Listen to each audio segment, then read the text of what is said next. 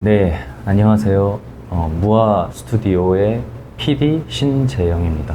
제가 얼굴을 이렇게 카메라 앞에서 보이는 거는 이번이 처음인 것 같은데요.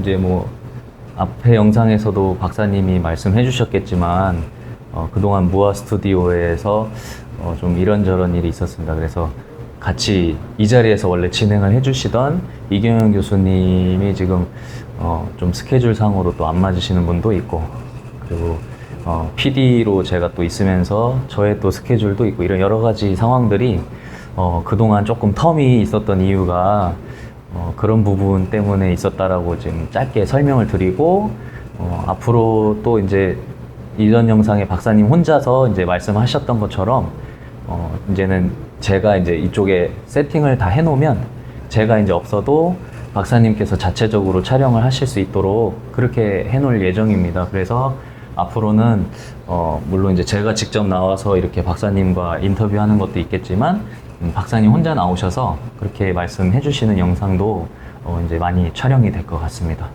예, 그렇게 이제 간략하게 설명을 드리고요. 오늘은 예, 박사님. 안녕하세요. 예, 안녕하세요. 오늘 주제는 요즘 가장 이렇게 떠오르고 있는 게 인공지능이잖아요. 그래서 그 인공지능에 대해서 제가 개인적으로 궁금한 것도 있고, 그 다음에 박사님께서 또 생각하시는 인공지능이란 어떤가 그런 얘기들을 좀 들어보고자 오늘 자리를 마련했습니다. 예, 그래서 뭐 질문에 들어가기 전에 박사님께서 요즘 인공지능에 대해서 막 이렇게 떠들썩 하잖아요. 그러면 간략하게 어떻게 바라보고 계시는지 그런 생각을 좀 들어보고 싶습니다. 사실 저는 인공지능에 대해서 몰라요. 네. 모르니까 이제 궁금증이 생기는 거죠. 네. 모른다는 거는 이름은 인공지능 AI 하도 들어서 그 이름을 많이 들으니까 인공지능 자체를 내가 잘 아는 거 착각을 하고. 그렇죠, 그렇죠. 그 예를 들면 내가 이제 정신과 의사인데 네. 공부할 때 그런 생각이 들었어요.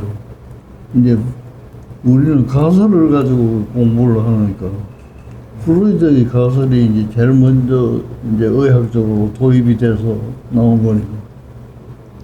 그러니까 그 가설 몇 개를 읽고 나서 프로이드라는 이 얘기를 너무 많이 듣는 거예요. 사람 이름을. 그러니까 어떤 착각이 있느냐면 프로이드에 대해서 내가 다 아는 것 같은 착각이 들어요. 이 인공지능도 그거하고 비슷해. 지금 내 심정이. 인공지능 인공지능 아는 것 같아요. 그래서 여러분 앞에서 이제 설명을 하라 그러면 뭐 이제 그걸 여러분들이 염두에 두시고 제가 지금 가진 거는 굉장히 기초적인 궁금증이에요. 네. 여러분도 마찬가지로 전문가 이외에는 이제 궁금증을 많이 가질 것 같은데 우리 생활 속에서 인공지능이 지금 알게 모르게 굉장히 이제 이게 확산돼 있거든. 네. 확산돼 있는데도 불구하고 이게 어때서 그런지 그것도 모르고 그냥 사용하는 거예요. 네. 사용하는 거예요. 네. 그래서 이 시간에는 네. 선생님 질문을 받으면서 네. 같이 그 궁금증을 네. 우리가 아는 한도에서 이렇게 이 얘기를 하면 뭐 전문가를 빼고는 그렇죠. 대체로 우리 수준하고 예, 맞습니다. 비슷하지 않을까 이 생각을 해서 여러분과 우리들이 함께 이렇게 좀 궁금증을 해결해가는 네. 그런 시간으로 만들었으면 좋겠어요. 네. 박사님 말씀 너무 좋습니다.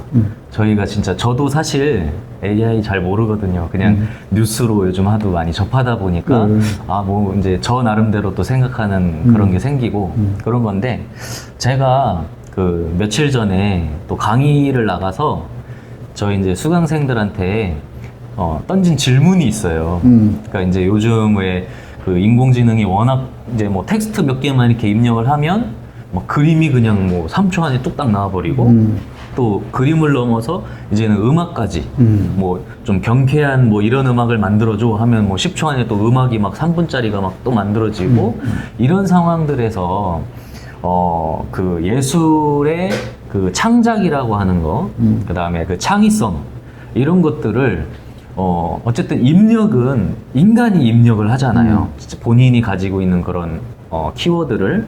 그렇게 해서 아웃풋이 그렇게 뽑아져 나왔을 때, 과연 어디까지를 정말 그 창작물과 창의성이 들어갔다라고 인정을 해줄까, 그런 게 좀 이제 제가 말씀을 드렸더니, 막 또 반반 나뉘었어요. 또 반은, 그래도 그거는 일단은 그 사람이 입력을 한 거니까 또 어느 정도는 좀 그게 있지 않을까, 이런 분이 있고, 또 반대쪽은 아무리 인간이 입력을 했어도 결국에 만들어낸 거는 인공지능이기 때문에 그거는 창작물로 봐줄 수 없다. 그냥 컴퓨터 프로그래밍이 된 것 뿐이다. 이렇게 의견이 나뉘었거든요. 박사님은 어떻게 생각하세요? 그 말을 들으니까 얼른 이런 생각이다. 내가 그 유럽을 여행을 하면서 예. 파리에서 로댕의 예. 뮤지엄을 간 적이 있어. 예. 그게 이제 로댕 작품을 전부 모아가지고 있는데, 내가 이제 거기에 대해서 상식이 좀 적으니까, 로댕 그러면 생각하는 사람, 이런 게 많이 나서. 나는 생각하는 사람 그게 독립적으로 이렇게 만들어 두는 건 줄 알았는데, 그게 아니고, 그렇죠. 지옥의 문이라는 굉장히 커요. 네네. 그 이제 마당에 전시돼 있는데, 그 꼭대기에 요래 앉아가지고 있는. 맞습니다. 그거부터 있는 게 이제 네네. 원 생각하는 사람이. 그거를 이제 좀 크게 또 만들어가지고, 이제 따로 그것만 떼가지고 만든 게 또 로생을 생각하는 사람. 네. 나는 하나만 만든 줄 알았지. 그게 아니라 이제 어떤 본이 있나고. 그래서 이제 이렇게 찍어내기도 하고.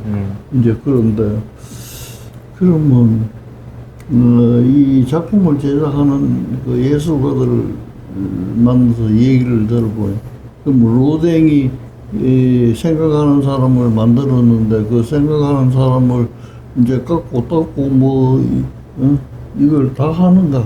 이런 물으니까 아니래요. 뭐냐면 아이디어만 주고 그거 만드는 거는 이제 철공소에서 예를 들면 그렇죠. 예. 그렇죠. 그래서 내가 그렇다면 그 사람 노력이 더 많을 건데 그 사람 이름은 나오도 안 하고 말이지. 로댕 작품이 되어 있는 거. 그거는 로댕만 그런 게 아니라 예술 전반이 이제 좀 그런 것 같다. 네. 그래서 내가 의문을 가졌어요. 근데 나는 의사이기 때문에 이제 그런 것도 관심이 있지만은 우리는 이제 의료기기, 진단기기, 치료기기, 이런 것이 인공지능이 들어옴으로써 내가 학교 때 공부할 때보다는 획기적인 변화가 있는 거예요. 네. 이거는 뭐 획기적인 변화라는 단어로 모자란, 네. 이건 뭐 천지개벽하는 뜻이. 옛날은 청진기 가지고 이렇게 가슴이 되고 심장이 뛰는 소리를 듣고 진단을 했던 걸, 네. 요새는 뭐 MRI니 뭐 이런 걸 가지고 하면 말이죠. 뛰는 걸 실제로 보고 진단을 할 수가 있거든. 예. 근데 이제 처음에 의료기기가 나올 때는 그런 이제 사진을 찍는 기능만 있었단 말이에요. 네. 그 이걸 자꾸 발달시키니까 인공지능을 이제 활용해서 하니까 그걸 분석하는 능력이 생기는 거예요. 전에는 예를 들면 사진이 나오면 사진을 영상 전공하는 선생님이 그걸 이제 읽는단 말이야. 진단을 해. 네. 이거는 이러니까 이거다 저거다. 근데 요새는 그걸 할 필요가 없어요. 인공지능을 자꾸 발달시켜가지고 그다가 접목을 시켜 놓으니까 그 기계가 사진을 찍는 것과 동시에 분석을 해가지고 진단까지 붙여가지고 여기서는 할 일이 하나도 없어. 그거 그냥 주면 되는 이제 여기까지 발달이 돼봤다. 네네네. 이제 그래서 내 생각에 그렇다면 이거는 의사가 진단하는 건가, 인공지능이라는 그렇죠. 기기가 하는 건가, 이제 이런 의문이 생기는데 제일 기초적인 해답은 하나 발견했어. 그게 뭔가요? 뭐냐면 예. 사람은 생명체고 아, 인공지능은 생명체가 아니야. 네. 기계지. 기계, 물체죠? 그런데 우리는 인공지능 사람보다 뭐 연산작용도 빠르고 음흠. 정확하잖아요. 네. 그러니까 사람으로 착각을 해. 그러면 착각할 만큼 어쨌든 인공지능이 되게 굉장하네요. 그러니까 착각인데 이 착각을 정리하지 않고 예. 앞으로 나가다 보면 많은 혼선이 있을 것 같아요.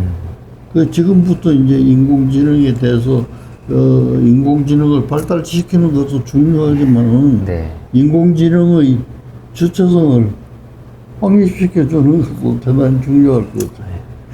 예. 박사님. 그 예. 김춘수 선생 시에 예. 내가 이름을 붙여줘야 그때부터 너는 꽃이다 이런 이제 내용의 예. 예. 그 시구가 그대로는 아니지만 그런 내용이 있어요. 예.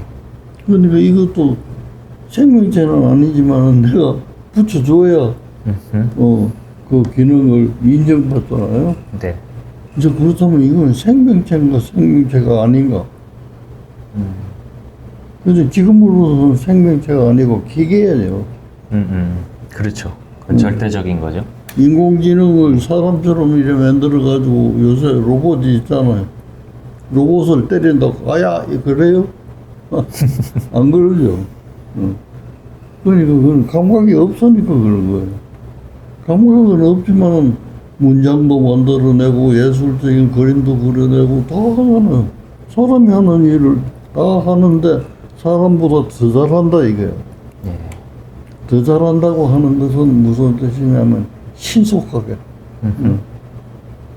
내가 지금 어떤 생각을 하나 해가지고 인공지능이 쓰는 시하고 시인이 쓰는 시하고 이걸 비교해가지고 어떤 차이가 있을까 이걸 내가 실험적으로 우리 시 낭송회가 있는데 거기에서 내가 조그만한 영어로 하기는 이제 은퇴해서 네. 적합한 말이 아니고 궁금증을 해결해 보려고 이제 생각을 하고 있는데 예. 인공지능에서 시를 써달라고 그러면 제목만 좀 시를 써줘요. 그래서 그걸 가지고 이제 여러 가지 사람의 감정에서 나오는 시어하고 감정은 없더라도 그 인공지능에서 나오는 감정적인 용어하고 이게 어떤 차이가 생길까? 이제 이게 궁금증이 생겨서 이제 좀 그 영우라면 뭐가 궁금증을 좀 해결해 볼까 하고 이런 생각을 몇 년 전부터 했어요. 그래서 자꾸 궁금증만 가질 게 아니라 실제로 한번 해봐야 되겠다. 네. 이 생각이 들어가지고 이제 금년 들어가지고 내가 시집 하나를 내려고 생각했어요. 네. 인공지능에다가 내가 제목만 주면 한 2, 3초 만에 시를 써내요. 그리고 길게 써달라 하면 길게 써주고 짧게 써달라면 짧게 써주고 그렇단 말이에요. 그래서 그걸 내려고 이제 내가 잘하는 출판사하고 얘기를 해보니까 작년에 책이 나와 있대요. 아, 이미 나왔군요. 애약을 쓴 네. 소설이 나와 있대요. 네. 그래서 근데 그 소설을 가지고 오셨어요. 가지고 나오는데 예. 내가 시력이 나빠가지고 읽을 수가 없어가지고 여러분들 그냥 이렇게 한번 이렇게 보여드릴게요. 제가 한번 보여드리겠습니다. 네. 제목이요. 새롭게 살고 싶은 그대에게 삶의 목적을 찾는 45가지 방법. 근데 재밌는 게요. 여기 글, 챗 GPT, 번역, AI 파파고, 그다음에 일러스트, 셔터스톡 AI. 이게 전부 다 인공지능으로 돼 있네요. 그러니까 이게 책이 네. 굉장히 두꺼워요. 이거 몇 페이지는 돼요? 페이지 수가 300페이지 가량 됩니다. 이 300페이지 되는 것을 단 7분만 했어요. 7분이요? 7분. 예. 그러니까 시 같은 거는 내가 이제 넣어보니까 2, 3소만 해. 나 이 소설이 나왔다는 걸 몰랐어요. 네. 그저께 내가 알아가지고 책을 하나 써서 어떤 거가 내가 보는데, 이게 내가 내고 싶은 거는 이런 걸 이제 시집을 내고 싶어서. 네. 근데 이분은 목적이 어떤 목적으로 냈는지는 모르지만 나는 그 시집을 내는 목적이 예를 들면 똑같은 시어예요. 예. 시어지만 인공지능은 감정이 있는 게 아니잖아요. 네. 생명체가 아니니까. 네네. 그 다음 시인은 감정이 있잖아요. 예. 그러나 시어는 똑같잖아요. 네. 그렇다면 이것을 우리가 어떻게 구분할 수 있을까? 아니면 그래도 어느 구석이라도 다른 점이 있을까? 네. 이런 걸 한번 이제 뭐 시인들 모임이니까 계속 토론을 좀 해가지고 해봤으면 하는 그런 생각을 갖고 있어요. 네. 그거 한번 해봐야 되겠어요. 예. 그러시군요. 아, 박사님 얘기를 이렇게 듣다 보니까 제가 지금 결국에는 박사님도 이제 그러면은 그 AI를 통해서 시를 한번 써봐라 라고 이제 시키실 거잖아요. 그럼 제가 그냥 이제 제목만 주면 되고. 예, 듣다 보니까 아까 로댕 말씀도 해주셨고 그 얘기를 들으면서 제가 딱 떠오른 게 뭐냐면 그 얼마 전에 그 가수 조영남 여러분 그때 대작 맞아. 때문에 난리 났었잖아요. 근데 이제 그런 부분들에 있어서 물론 그림은 다른 작가가 그렸지만 무슨 아이디어라든지 그런 뭐 구도라든지 이런 거를 그 가수분이 이제 제공을 했다면 그러니까 그런 거에 대해서 기획자와 그거를 실제로 이행하는 사람과 그런 거에 있어서 그런 또 저작권이라든지 창작물 이런 논란이 생기는 것처럼 충분히 지금 이 AI에 대한 어떠한 뭐 시가 됐든 그런 지금 그림이 됐든 이런 모든 것들이 정말 빠르게 이제 조율이 안 되면 좀 많은 진짜 논란이 생길 것 같네요. 그래서 나는 이제 이게 AI가 앞으로 이제 문제가 많이 생기리라고 생각을 해요. 네. 단지 생명체가 아니기 때문에 네. 이제 예를 들면 배터리만 꺼버리면 작동을 안 하잖아. 응? 그러니까 사람하고는 다른 게 그 점이에요.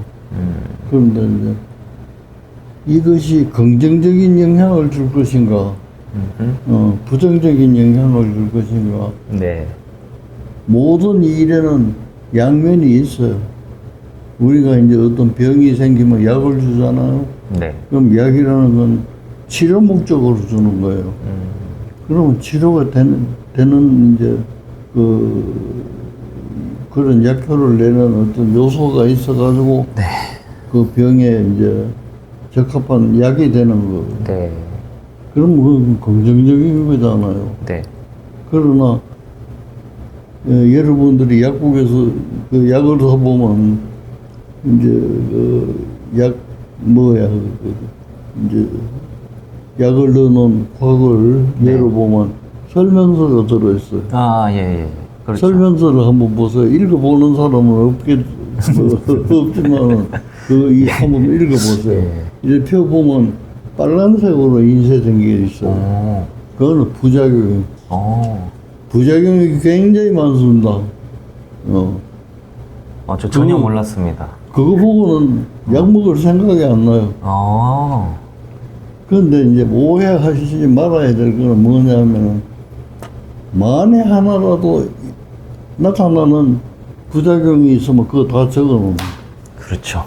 그래서 그런 거예요. 네네. 그러나 그거는 만에 하나 나오는 만에 하나. 것이지 네. 일상에서 나오는 게 아니니까 그렇죠.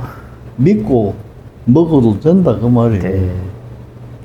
이거보다는 치료 목적으로 긍정적으로 작용하는 게 훨씬 크기 때문에 네. 이것을 불구하고 먹는 거예요. 그런데 이것이 위험 수준에 있다. 그러면 이거는 허가가 안 나. 여기 적혀 있는 거는 가지수는 굉장히 많지만은 그거는 너무 미세한 것들이에요. 네. 그러니까 예민한 사람은 그거 읽으면 약 못 먹어요. 그렇죠. 저도 그래서 약을 잘 안 먹거든요. 그, 예. 그러니까 그건 이제 뭐 양면성이 있다는 건데 AI도 양면성이 있다고 생각이 돼. 내가 이제 관심을 가진 이유는 언제 내가 그 보도를 보니까 미국에서 이제 듀크 대학에서 그 AI를 통해 가지고 레포트를 내는 거는 받지 않는다고. 네.